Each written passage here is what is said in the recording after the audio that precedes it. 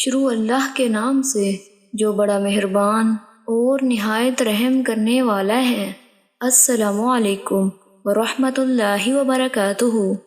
حضرت ابو سعید خدری رضی اللہ تعالیٰ عنہ سے روایت ہے، رسول اللہ صلی اللہ علیہ وآلہ وسلم نے فرمایا، جس نے علم کی کوئی ایسی بات چھپائی جس سے اللہ لوگوں کو دین کے معاملے میں فائدہ پہنچاتا ہے، اسے قیامت کے دن اللہ تعالیٰ آگ کی لگام ڈالے گا۔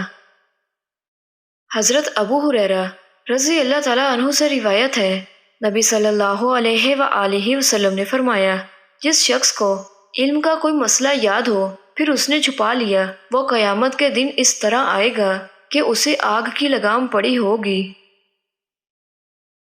حضرت عبداللہ بن عمر رضی اللہ تعالیٰ عنہما سے روایت ہے، نبی صلی اللہ علیہ وآلہ وسلم نے فرمایا، جس نے غیر اللہ کے لیے علم طلب کیا یا اس سے اللہ کے سوا کسی اور کا ارادہ کیا، اسے چاہیے کہ اپنا ٹھکانہ جہنم میں بنا لے۔